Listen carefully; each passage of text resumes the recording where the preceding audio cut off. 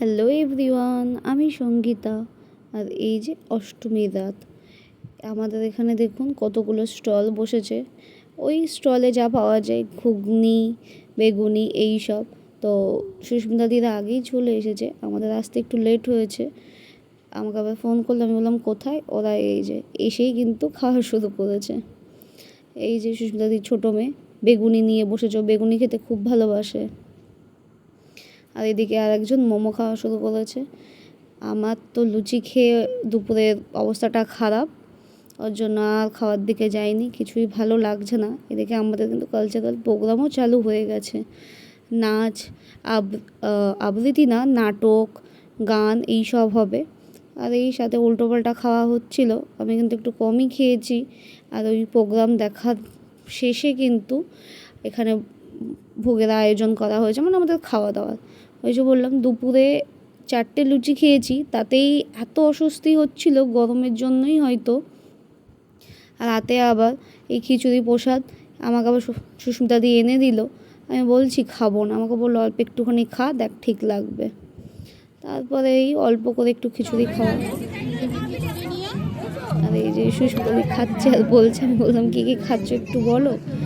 এই পুজো আর নবমী কাল শেষ, মানে এতটাই মন খারাপ হয়ে যাচ্ছে। কিন্তু আজকে নবমী, মানে কালকে রাতের ভিডিওটা এডিট করছি আমি একটু শুয়ে। আজকে শরীরটা ভালো না, ভেবেছিলাম যে একটু যাব কুমারী পুজো দেখতে, সুস্মিতাদির মেয়েকেও সাজিয়েছিল, তো আমার আর যাওয়া হয়নি। আজ ঘরেই শুয়ে আছি, দেখি বিকালে শরীরটা ভালো লাগলে যাব। আর এই যে আমরা কিন্তু বেশ ছবি তুলেছি, এগুলোই স্মৃতি হয়ে থেকে যাবে। আর আমাদের হাজব্যান্ডগুলোকে ছবি তুলতে বলেছি বলে বলছে কি এই করতে এসেছি পুজোতে, ভাবুন, মানে বলছে এই করতে হবে। বললাম হ্যাঁ, আর 2 দিন এই করতে হবে। এত ছবি, এরা ছবি তুলতে চায় না, আমরা ছবি তুলতে ভালোবাসি। কী সমস্যা বলুন তো, এই সব ছেলেরাই কি এরকম? না, মনে হয় কিছু কিছু ছেলে আবার আছে ছবি তুলতে ভিডিও করতেও ভালোবাসে। এই যে আমার হাজব্যান্ড ছবি তুলতে ও খুব একটা ভালোবাসে না, খুব কম। ওকে মানে চেপে ধরে জোর জবরদস্তি ছবি তোলানো, আর সাথে ওই আর কি আড্ডা হচ্ছে, এই সেই কথা হচ্ছে, লোকজনেরও ভিড়, ভালো লোকজন এসেছে। সুস্মিতা দিকে লাল আর এই সবুজ শাড়ি পরে কী ভালো লাগছে দেখতে। আর এই যে সুস্মিতা দিদির ছোটো মেয়ে, এও খুশি, উনিও ছবি তুলবে না।